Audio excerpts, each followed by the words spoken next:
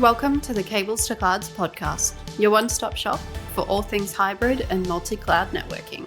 Now, here are your hosts, Tim, Chris, and Alex. Hello, and welcome back to another episode of the Cables to Clouds podcast. My name is Chris Miles at BGP Main on Twitter. I'm joined by my lovely co-host, Tim McConaughey at Juan Goldbez on Twitter. And we have a very special episode for you today. One, because we have a great guest. Two, because it's Tim's birthday, so everyone say happy birthday to Tim. And then three, it is also election day in the U.S., so there's a lot of shit going on today. But we're gonna have a good conversation regardless. So joining us today is Serena, aka SheNetworks. So if you've ever been on network engineering Twitter at all, you've probably seen Serena out there. She's pretty prominent. Put out some good content. So welcome to the show, Serena. Thanks for coming on. Yeah, thanks for having me. So I guess maybe we'll start with for those that don't know you, tell us a little bit about yourself, your background, and where you are today. Yeah, so I started my career as a network engineer. Well, I would say that's probably the start of my professional engineer. Before that, I had worked at like Best Buy in the computers department. I worked at the Apple store at the Genius Bar. I went to college, had a couple of internships. Then I graduated college and became a network engineer working at Cisco, primarily focused on unified computing systems and other data center products. From there, I went on to do like data center design. And then I went back to Cisco. And then now, most currently, I work in the cybersecurity space as a penetration tester. So, yeah. That's nice. That's quite the that's quite the path to follow there. So you started at Cisco in UC. Mm-hmm. So now, can I ask, were you in like advanced services or like which part of Cisco were you working at with UC? Yeah, I was a TAC engineer. So TAC, TAC, and mainly worked on, I swear there was like a 4-month period where I only took severity outage cases on UCS. UCS gets dragged into pretty much every outage because it's the thing that everyone notices impacted first when you have all these virtual machines that stop working. You're like, what's going on? And sometimes it can take a while to actually locate where the issue is. So yeah, lots of cases, a lot of severity outages. It was very, very busy time. That's TAC for you. No question there. I used to work at Cisco as well. That's why I was curious.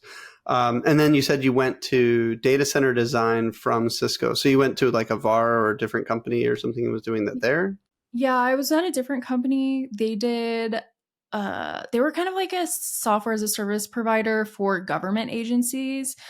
And so I worked on like data center design and implementation there. I wasn't there very long because Cisco offered me a deal to come back. So I came back and then was working as a technical lead in customer success data center for like the Americas.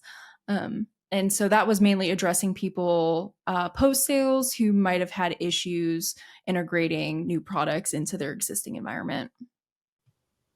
Nice. Yeah, that's yeah. I was in advanced services before, just before I left Cisco, working with a lot of the CSS folks as well. Yeah. So, but I was focused on enterprise and SD-WAN, so that was probably it's a big organization. Yeah, I referred a lot of people to advanced services because a lot of people will like open up a TAC case for like instructions on how to do things in like training or, configuration setup, but we're kind of more like a break fix shop. So definitely a lot of cases over to advanced services that who knows what happens there, but I was like, all right, not my fault. My config is broke because I don't know how to do it. So yeah. It's like T1. I'm like, okay, well, I have a hospital that doesn't have any, like all their systems are down, or I have this case and we're going to have to pick which one really needs the help at the moment. Cause I think like the one thing for people who are not as familiar with tech is that there's actually very few tech engineers working on a specific product at any given time. That's So true. when I was on, in Richardson at the location I was at in the UCS team, maybe we had like 10 engineers on for like a 4-hour period, right? We did have some like third party engineers that kind of handled more like, oh, we're going to RMA a specific part or something, like those kind of easier low hanging fruit cases. But Right. yeah, when it comes to like the severity outages and other cases like that, they're a little bit more complicated. There's really not that many people on staff at once. So nice. Well, yeah. So let's kind of dive into the topic that we wanted to get into today. So obviously you've had a background in network engineering specifically, and you've moved into cybersecurity, specifically into offensive security and pen testing, things like that. So I'd like to understand a little bit more about, what made you want to make that move from network engineering specifically into pen testing, cybersecurity. Was there something specifically that kind of triggered that, or your interest that went that way? Yeah, I would say that network engineering is fun, but it does get repetitive sometimes, right? Where you are really working with the same products, doing the same things, fixing things, implementing stuff, helping everybody else out, putting out fires. And I realized it's like way easier to start the fires. And so That's a good way to put it. That job, right? Because it's fun and it's exciting. I think coming from a tech background, it's a little bit difficult to go into a regular network engineering job from there because one, you're so siloed when you are working at tech, and then two, I was dropped into a new network environment a few times a day, right? And so from early on my career, I'm like, okay, give me the next network, the next problem, this. And then once you move into kind of a more regular network engineering role, it's like, okay, this feels kind of slow a little bit. And I get bored super easily. And, with pen testing, there's always something new to exploit, new things to learn. And then also like, again, I'm being dropped into new networks all the time. So like every time I'm on a test, it's usually a brand new network, a brand new environment that I have to learn very quickly to, hopefully meet my objectives, right? And satisfy the customer. And I think that kind of more fast-paced environment keeps me a little bit more focused. And I find that to be like a little bit more fulfilling for myself. I'm not really good at projects. Like I'm great at starting things. I'm terrible at finishing things. So, working on a long project for me can get kind of like tedious. And then, with my the longest test that I've been on is 2 weeks. Our red teams can be a lot longer, but like, all right, 2 weeks and then I'm done. I'm on to the next thing. And that I think is kind of better from just the way my brain works. Yeah, I think that's fair. A lot of people that enjoy that also enjoy contracting, like doing like 1099 work, if you will, where they'll take a small contract to come in, build something small, troubleshoot something, fix something, whatever. Hey, and then same thing, right? They get their 40 hours, 80 hours, whatever it is, and then they're out and on to the next thing as well. I'm a little intimidated by smaller projects because I have a lot of working knowledge of like protocols and data center, but I would say I'm like a little bit more rusty when it comes to small business or, more of like that end user side, that access layer. I'm kind of like, whoa, like I haven't touched this in a while. And like spanning tree, when I was working in UCS and data center, like you really don't deal with spanning tree at all, which was great. And then, I just memory hold it because I'm like, I don't want this in my brain. I get that. Then getting back into like the access layer, I'm just like, oh, okay, well, there's a lot of things here. And then you have port security and you have just access, like, access control. So there's like a whole new layer of issues going from like that more of a campus small business design versus like a data center. Yeah. So actually that's a good thing I wanted to segue to a little bit, which is So, you started in network engineering, you're doing pen testing now. Are you doing a lot of pen testing like with networks? And if so, it sounds like you may not be attacking the access layer, or like, how does that work? Like, what are you pen testing on?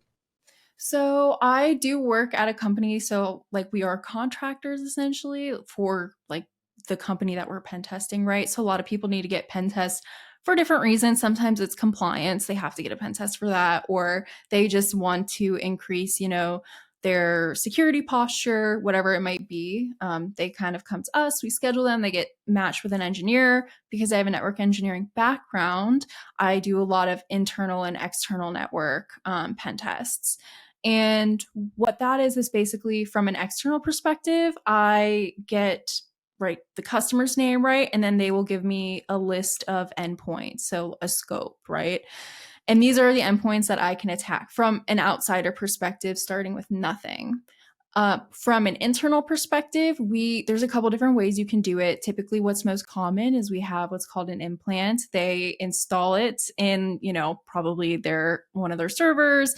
It's just kind of like a virtual machine. It's just an image that we give them. And then they just drop me in on their network and I go from that starting point. I don't have any credentials or anything like that. It's just that I'm in their network now and I'm going to see everything that I can possibly see and poke everything I can possibly poke and try to start exploiting from there. Okay. I'm curious. So if it's specifically with pen testing related to networking, like if I'm the customer, if I'm this organization and I want to hire a network pen tester, this is going to be a dumb question, but are there tiers of how aggressive you're going to be? Like I want you to attack this kind of stuff versus, are you ever getting to the point where you need to test access layer? Like you're actually physically going into an organization, like maybe using someone else's badge or something like that. I'm super clueless here. So I just want to see how it works. So from the kind of level, so a pen test versus a red team. A pen test is you're going to have a shorter period of time and it's going to be noisy. Your customer's most likely going to get alerts. You're not trying to really stealth, or you just want to get as much in as you can within that time frame that you're allotted versus a red team. You'll have a lot more time, but you want to be stealthy because they are testing their defense as well, where it's I'm going to, kick this person out of the network. If I see it, we're going to report it and, possibly treat it like an incident or something like that. So that will take a lot longer because sometimes with that, you're going to be writing more tailored exploits for that environment and it takes longer versus on a pen test, I don't really have a lot of time to write things from scratch, like specific types of code. So I use a lot of open source tooling to do that.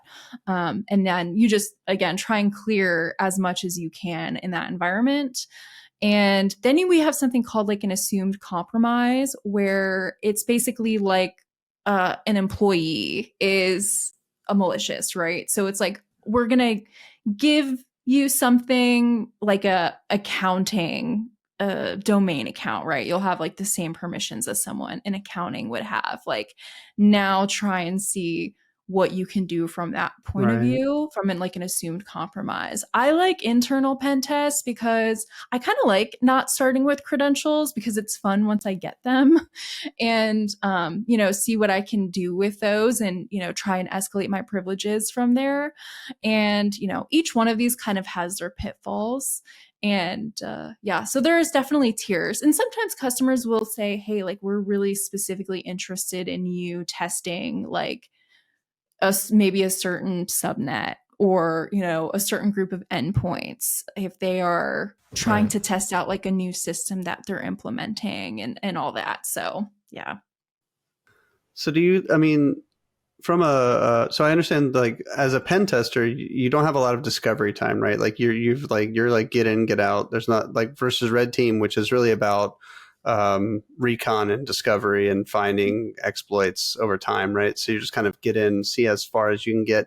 What is as far as you can look like? Can you log onto a server and do a CTF thing, drop something in a server that says hey, I have access to the server now, so like to kind of prove that like, hey, I penetrated. Like, what is? Because I assume that at the end of this thing, you've got to provide some kind of a scorecard or report or something for what that looks like. So yeah, talk a little bit about that if you would, please. Sure. Yeah. So we do give a report. Like if you're doing an internal, external report, it'll probably be like over 100 pages, depending on how many endpoints you have. You know, some customers are so large that like we test them every quarter, and every quarter they're giving us a subset of IP addresses, a subset of endpoints, because we literally just cannot test them all at once. It's just too big of a project, right?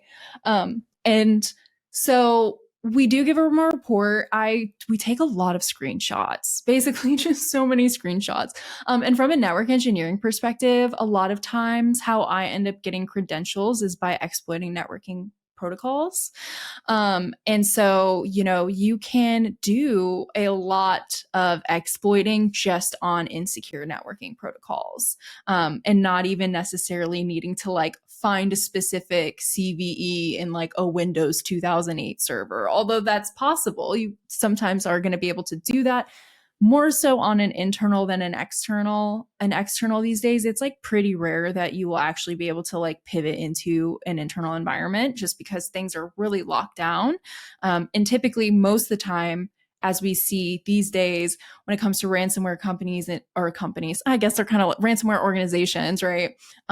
They are using social engineering as a tactic to gain their initial foothold into that environment. And unless a customer specifically requests social engineering, that isn't really included in a pen test. Got it. But we rely heavily on automation. So at the beginning of a pen test, what I'll do is use it's like a software program called Nessus, and it's a vulnerability scanner.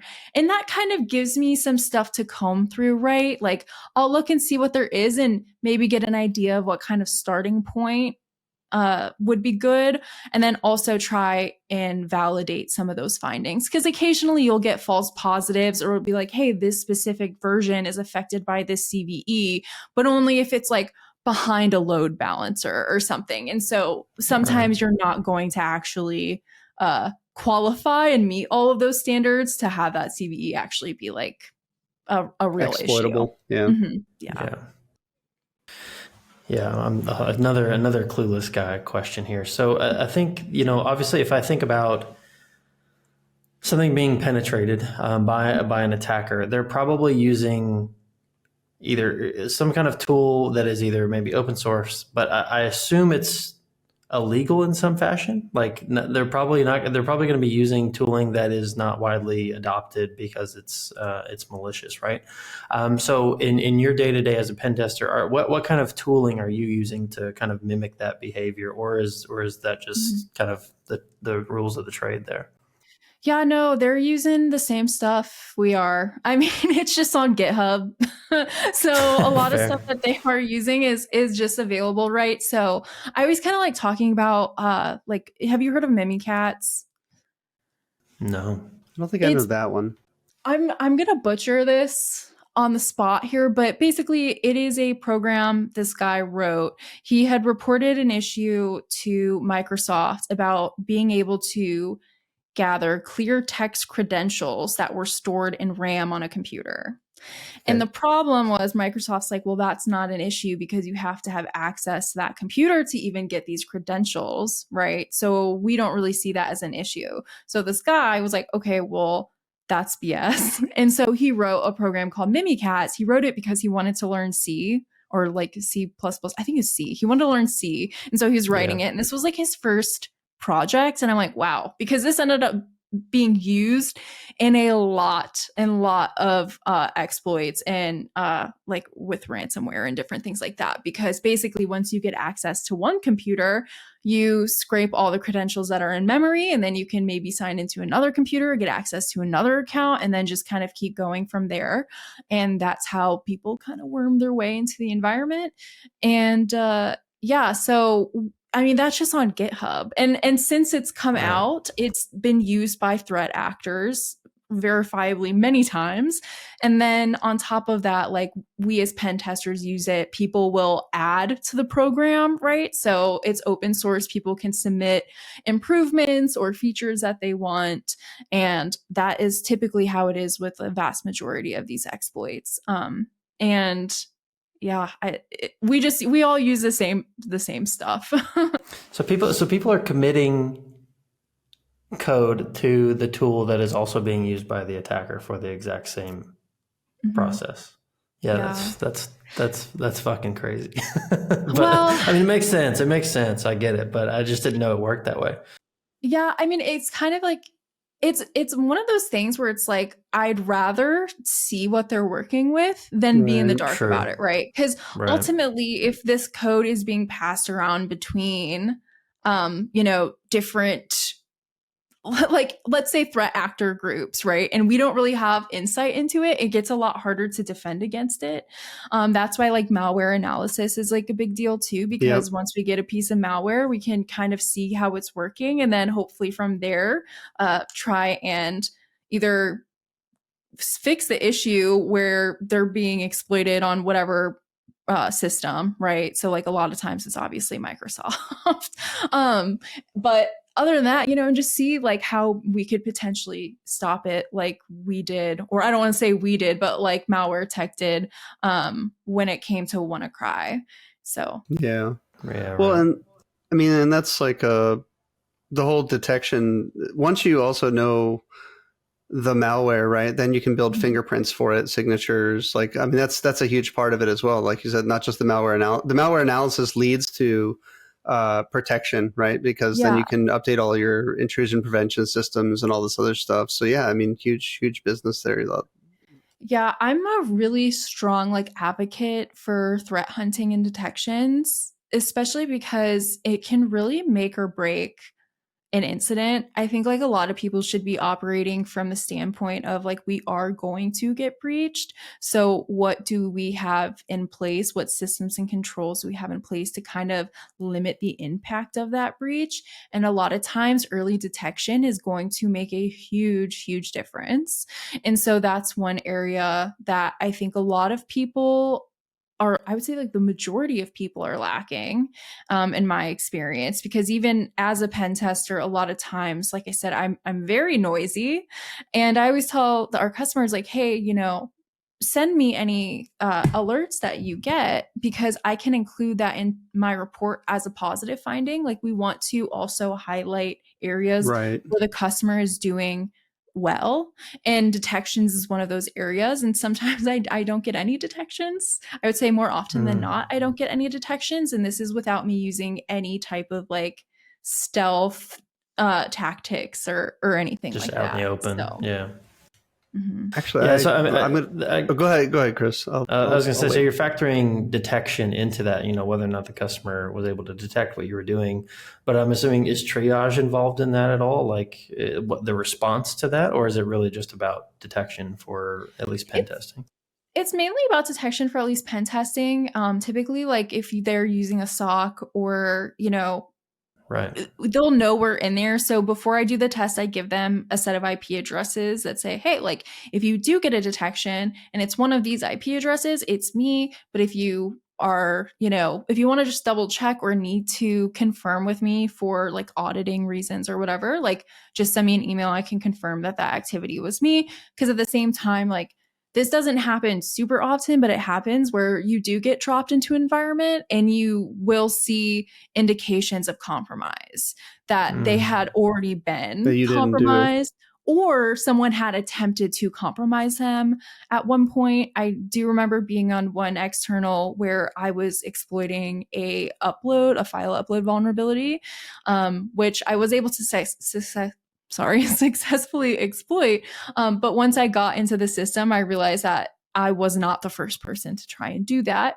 And then you from there will probably have to open up internally like an incident on that company side and go through whatever incident processes that they have in place. Got it. What I wanted to ask is, because you mentioned something about like the detection being part of it. You want to be able to highlight, that the customer cybersecurity team has done some good work.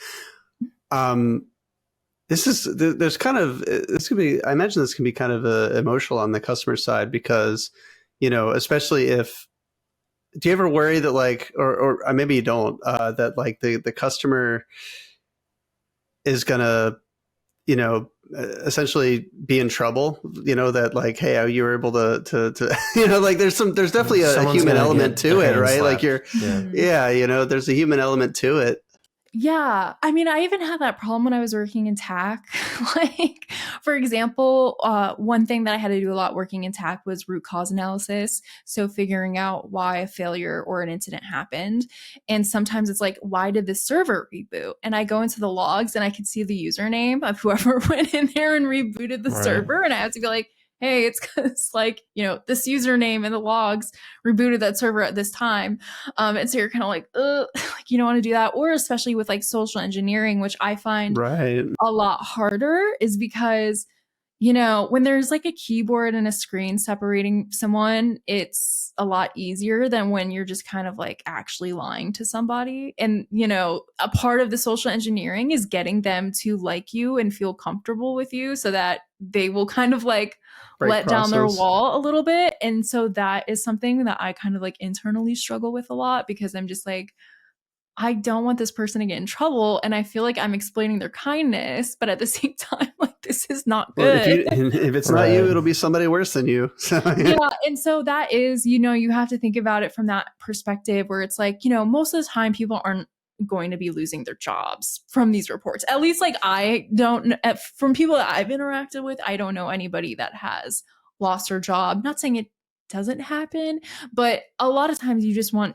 education, right? Like it's an opportunity for education, just like how people, click the test phishing emails. Like I've fallen for one phishing email, like the test, and it was when I was working at Cisco, and it was one that was like, make sure that like, you're adhering to the dress code. Like we're sending a reminder out. I was like, dress code? Like we don't have a dress code. And that should have been like my first clue. Right.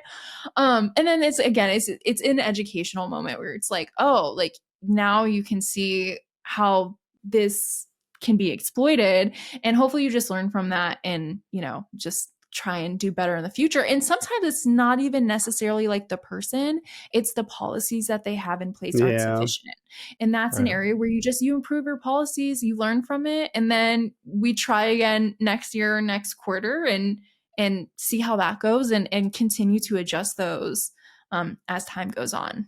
So on a scale of 1 to 10, how much do you think this has improved your ability to lie? Are you a good liar now? Oh, I've always been a really good liar. So my mom's a cop.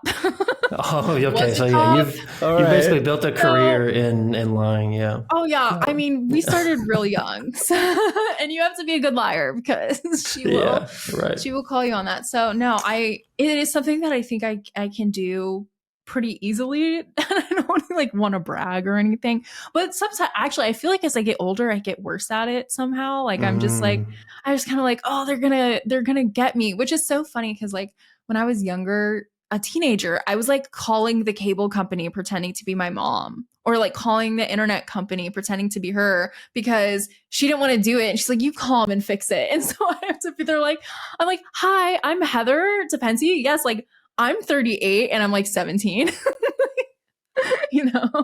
So and for whatever reason, when I'm pretending to be her, I'm fine, but then I try to pretend to be someone else and I'm like, oh, they're gonna know.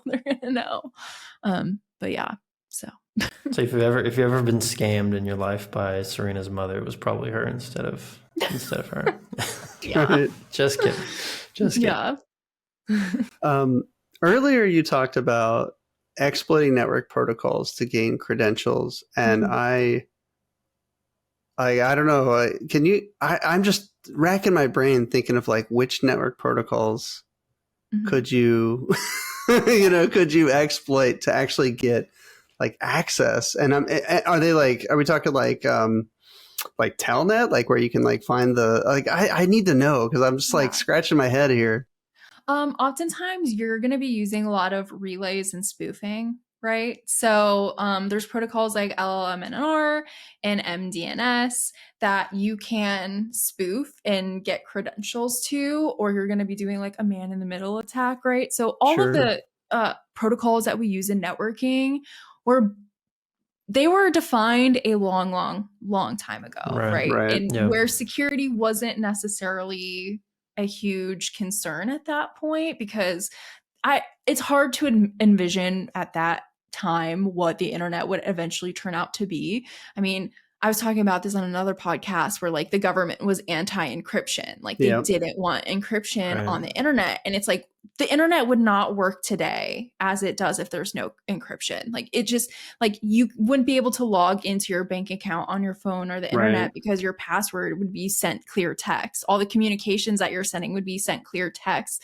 And anybody in between where you're sending that and who your recipient is, like they can just go through and use a tool like Wireshark to go through the data and packets and view TCP streams where they can kind of piece all this information back together. So it was a long time ago, right? And a lot of these are still very prevalent in especially a lot of internal environments because people have been focusing on external for so long. It's like, oh, we got that, real tight, but the internal is usually still kind of like a mess. And so people are really kind of focusing on that area now, which is beneficial. But yeah, you'll be using like LLMNR, you'll use MDNS, you will pretend to be like, okay, IPv6, for instance, DHCP, right? Where you're like, oh, I got to request an IP address. Well, in Microsoft computers, Windows, it favors IPv6, but a lot of people in their environments do not have IPv6 configured. They do not have DNS for IPv6 or anything like that. And so if I pretend to be an IPv6 DNS server, right, in an environment where they don't have one configured, and I can send them, information, gateways, DNS server information, and have them send information through me, I can basically gather that data in like a man-in-the-middle attack and pull credentials from that way. So SMB file share, any types of logging in. There's some Active Directory ones, but you have a lot of options.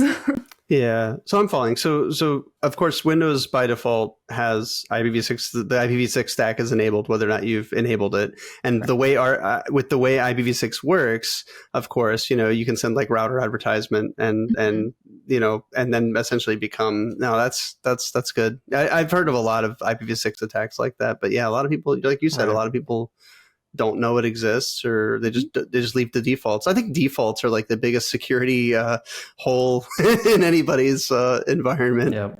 Yeah, I definitely agree with that, especially too because like Microsoft, we see a lot of permissive default settings.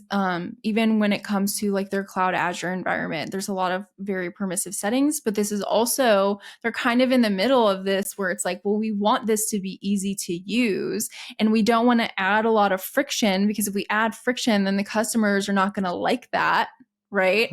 And so they're going to go with someone else that might be easier. And I'm just like riffing of my own, kind of like trying to put myself in their shoes. And so you're kind of really in this difficult spot where the more you restrict, the more difficult it is for a customer. And because it's now more difficult for hackers though too, right? It's like having a really strong password is fantastic, but it's going to be a pain when you need to type it on a TV remote. But like, you do it. Yeah, it is a pain in the ass. That is a huge pain in the ass. My kids are always like, "Oh, I accidentally logged out of Netflix or whatever," and I'm like, "No." Luckily, that's like a 30-minute ordeal if they don't have like the login on your phone. The QR code is such a lifesaver on that one. The QR code login. Yeah, 100%.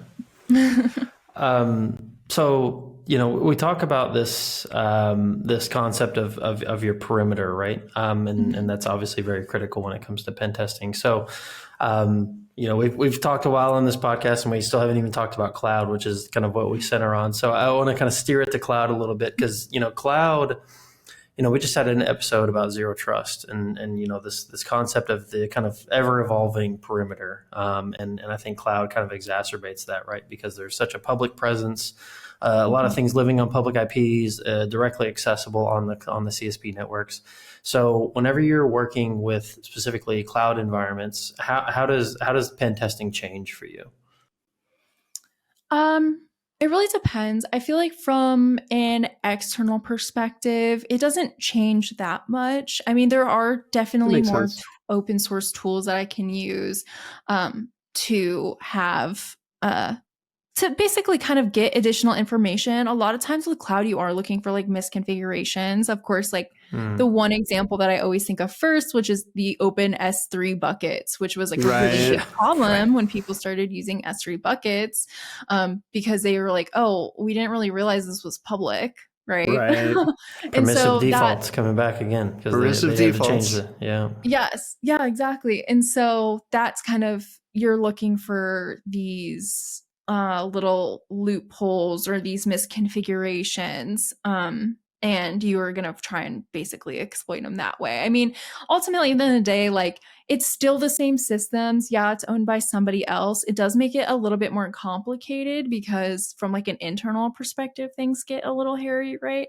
But yeah, we do password sprays. That's like a big one on external. So if you're using like Office, like 365, you just are doing password sprays like you normally would if it's on-prem or not and all that. So it does change. There are some more in-depth things that you can learn. So I work at Black Hills and we have a training arm called Anti-Siphon. And we have some really great cloud pen testers that work at our company. One specifically, his name's Bo Bullock, and he has cloud penetration testing training, which I've taken, and it's fantastic. And I need to take it again because he's constantly changing it and updating it, and there's new tools coming out and things like that.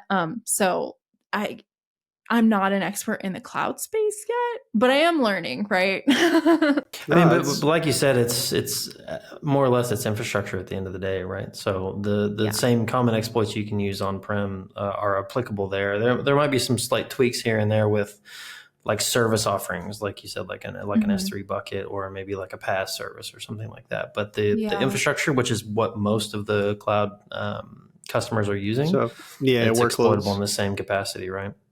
Yeah, exactly. And I have a lot of people that ask, from a network engineering perspective, like how hard is it to pivot into cloud? And if you know the fundamentals of networking, and they never change. They never change. It's all the same. I took my AWS certification. I think I studied for like a week. I took the AWS, not the practitioner, but like the associate. the associate. Yeah. And it was just learning whatever AWS word we're putting on like a load balancer or DNS or, like a VM. And so I was just like, okay, I just got to learn the AWS language for this. Of course, there's some types of configurations, especially when it comes to like security. There are other options there. And don't get me started with like AWS billing and all that, because that's a whole different beast. You don't work in FinOps it's probably for a reason. Yeah. And so I think that's why I really harp on learning the fundamentals the most, because the fundamentals are going to carry you. Because like, while technology has changed so rapidly and so much within the last couple decades, the protocols have largely remained the same. Like it takes forever for those types of standardized protocols to change, because you have to get the whole world on board. For that to happen, it's a slow process. I think not knowing the fundamentals is the quickest way to show your ass in any single interview that you ever take in your entire life as well, right? Mm-hmm. Like you could probably drill me about, some nuanced Cisco proprietary protocol, but like if you can't explain TCP, like you're out the door, it's exactly.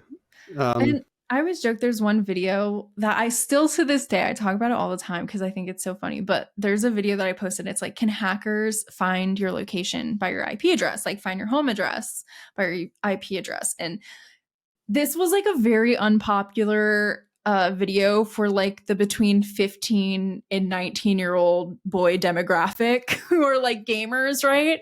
And they are like, this is like, yes, they can, and all this stuff. And I would always link like the RFC for the internet protocol. I'm like, can you show me where in this RFC it talks about location tracking? Right. And they're like, I can't. And I was like, I know. I know, because it's a basic, right? So you hear these things and you're like, oh, how, like location and how does that work? And it's like, oh, that's like a whole separate thing that's completely different than the protocol. And it's most of the time not very accurate. And yeah, I think the fundamentals really trips people up.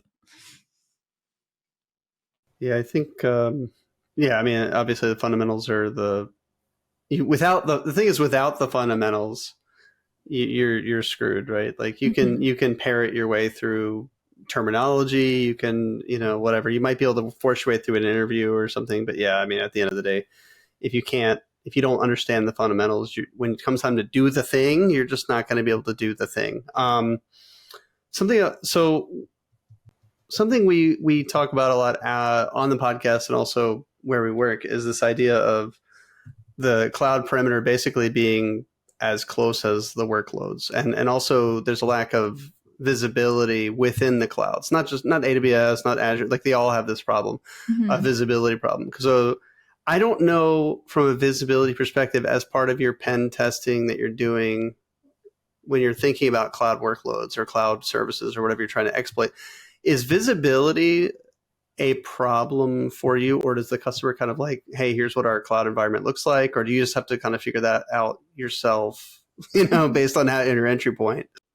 Yeah, so the majority of the time the customer is going to give me a scope. On a red team, probably not so much. They will say, hey, like figure it out. I've also had customers that have said, hey, the IT team has had a lot of turnover over the years, and we're not even really sure quite like what's out there of us. And so like, can you do some reconnaissance work and do some asset discovery for us? And then after I kind of do some asset discovery, a lot of times heavily relying on DNS and other things like that, I will, present them like, hey, here's a list of assets that I have found that weren't in the original scope. Do you want to add them to the test? And sometimes they'll say yes. Sometimes there's, especially when you're working with like compliance, sometimes they don't want to give you everything that they have because they're only going to give you like what they legally are required to give you. Right. And so that's a little bit sense. of my gripe, because it's like, well, from an attacker's perspective, like they're not going to care what your scope is, right? And so that can definitely be a problem where it's like maybe not really giving you the full picture. And that kind of adds to another dynamic of pen testing versus like network engineering is pen testing. It's like every pen test you get on, you're going to be like, okay, some people, they don't want you to find anything, right? They don't want you to find anything at all. And they'll fight you on anything that you do find. And they don't want you to find anything. Sometimes it's like, especially with compliance, or they're trying to do like a due diligence before they get bought out. They're like, oh, we need to present this pen test who we're getting bought out by. Right. And then if there's negative things on it, then that deal might be on rocky fall ground, through or something. Yeah, right. But then you have other people who are super stoked, like the security teams who's like, yeah, we've been trying to get these changes forever. And so now we're going to get a pen test so that we can take that pen test back to these teams and be like, see, like we told you this is a problem and now we need to get it fixed. And they kind of have that additional leverage. And so you have some people that are excited. You have some people who are not excited at all. And there's some people it's like, just let's get this over with. Right. And so it's kind of luck of the draw of what you're going to get. Yeah, so I assume that like with pen testing, it's like a known thing. Like the organization as a whole, like you said, is notified. You're talking with those teams saying, hey, if you get these alerts, these are my IPs, be aware this is going to happen, because you don't want to cause, I guess, too much of a ruckus, right? Because you're just testing. But like red teaming, is that a thing where it's like you want to fly under the radar, you want to actually break in and maybe not cause harm, but kind of showcase the holes in the fabric, right? Correct. Yeah. I mean, our goal is to never really cause any disruption in service. So I don't do any kind of like denial of service exploits or anything like that. Yeah.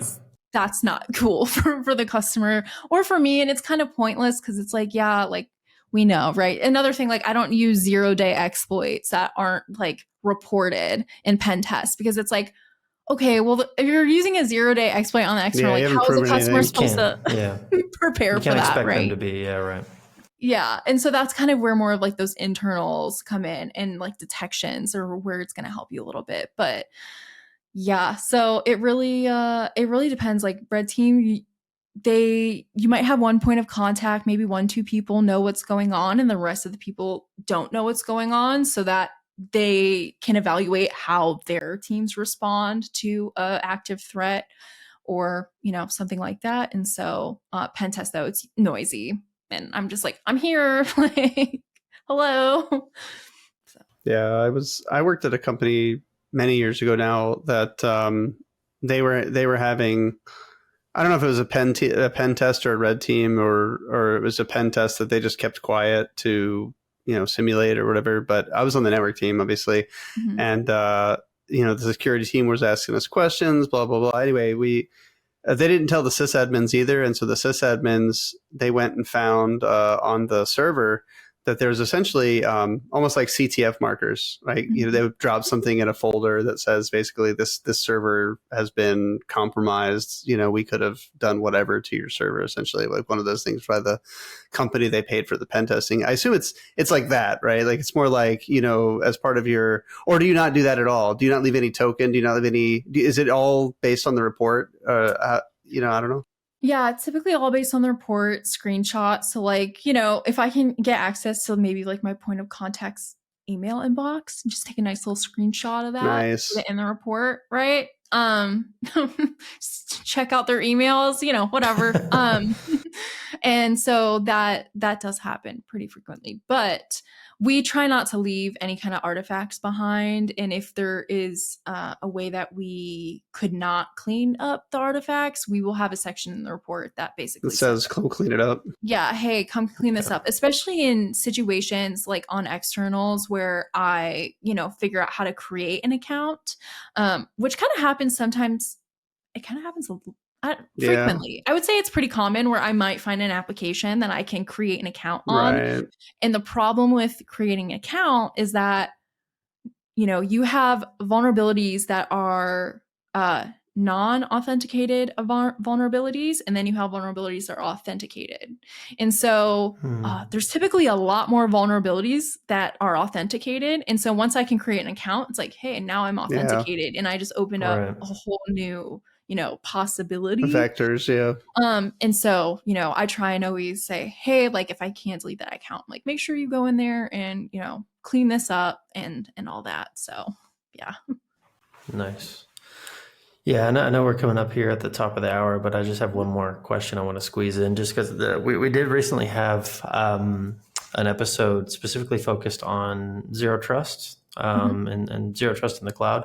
And I will say, Tim and I have kind of been riffing on this for a while, that like we always see these reports that say like, 80% of companies or whatever are adopting zero trust networks. And we always call bullshit on it because I've never seen a full actual implementation of zero trust.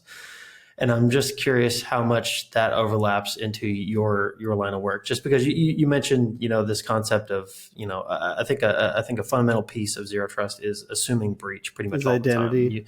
And you want to limit that lateral movement once someone is inside, right? And once there's been a breach.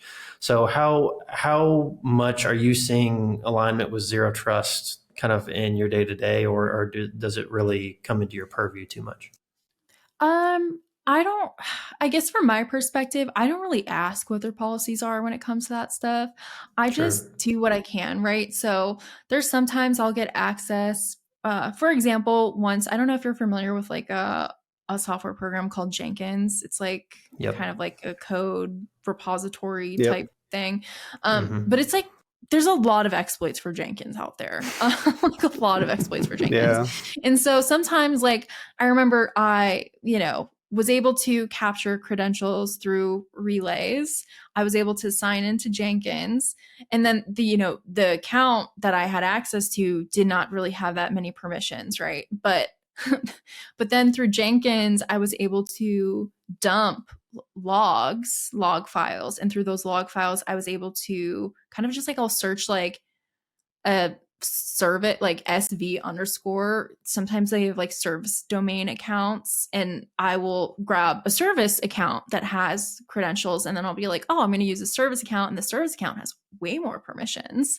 Right. So you're not even like thinking just employee accounts, right? You're like, I'm using your service account to log in and pivot from there. So things like that happen. Sometimes you really don't know like what you're going to get in a relay, what kind of credentials you're going to end up with. And my thing is I'm just going to try and escalate from there, because at the end of the day, I want to get domain admin, because that's that's the keys to the kingdom at that point. It's a wrap after that. And so, it really depends. I don't really ask a lot about their posture. I'll ask things like, before, like, are you using any type of deception technology, any honeypots? Because sometimes that can like really become a time suck if you don't know. And with a pen test, with a red team, it's like, waste their time. But on a pen test, it's like, you only have 5 days. So we want to get our money's worth, right? So don't mess with the honeypots and things like that. No false positive. Right. And so I would say that from an internal perspective, I don't really see a lot of complications with zero trust at this point. Yeah. I mean, I'm still impressed when I see that there's actual like segmentation on the network. Right. Let alone zero trust, right? So I think maybe for more well-established companies that have been really, really on their security game, maybe they're in a different space, and I just haven't really run into them yet.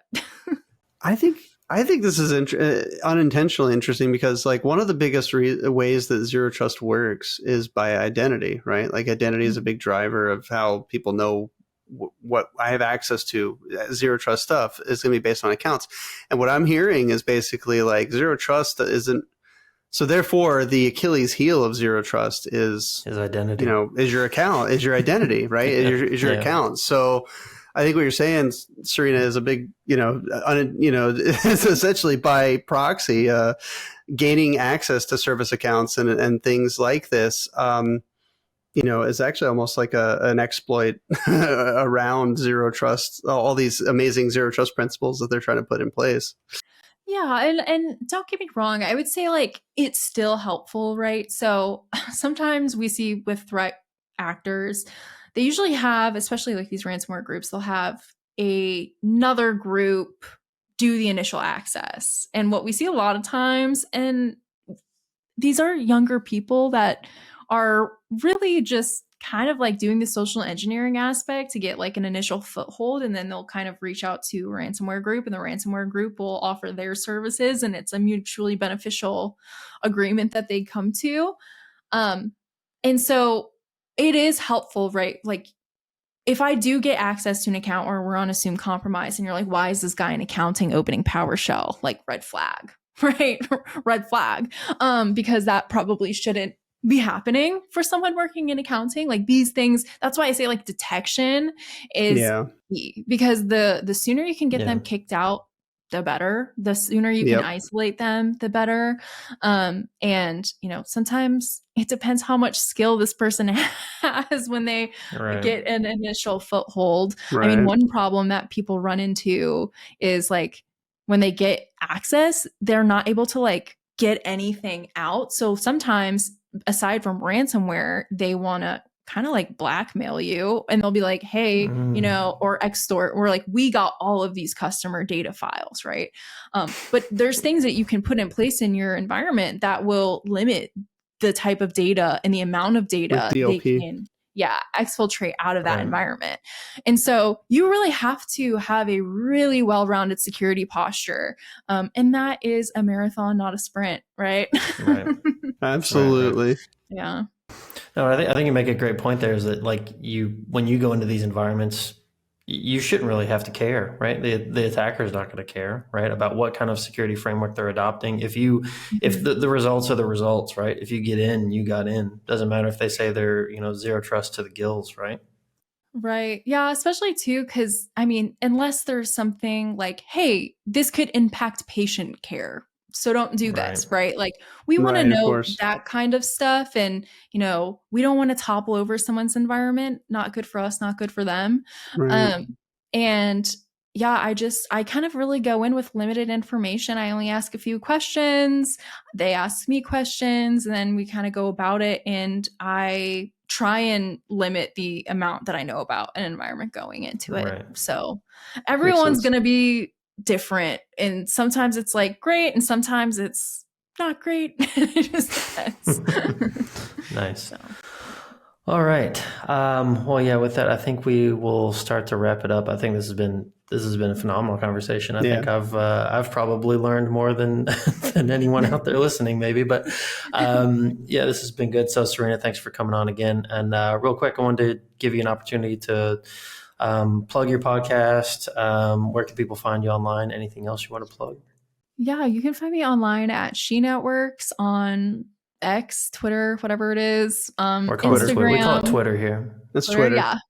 Twitter, YouTube, TikTok, and you can also find me on my podcast at Breaking the Internet with me, SheNetworks, and my co-host, Ending with Allie. She's kind of a Twitch streamer in the security dev space. So yeah, you can find me there. And we only have, I think, like 3 or 4 episodes out of our podcast, but we have way more in the pipeline. So nice. We really just talk a lot about like what's happening in the tech world. It's not all security focused, although we do talk about that, but it's kind of more just like, hey, like what's going on with this? And we kind of just dive into topics that we find interesting. So if you need a chill listen, check us out. Sweet. Yeah. Awesome. Thanks for that. We'll put all this stuff into the show notes, links to where you can find Serena and everything. So with that, we'll go ahead and wrap it up for today. So if you enjoyed this, please like, subscribe, do all the things we ask you to every single week. If you haven't done it yet, why the fuck haven't you done it yet? Do it now. And with that, we'll take it away and we'll talk to you next week. Thank you. Bye. See you guys. Bye. Hi, everyone. It's Tim, and this has been the Cables to Clouds podcast. Thanks for tuning in today. If you enjoyed our show, please subscribe to us in your favorite podcast catcher, as well as subscribe and turn on notifications for our YouTube channel to be notified of all our new episodes. Follow us on socials at Cables2Clouds. You can also visit our website for all the show notes at cables2clouds.com. Thanks again for listening, and see you next time.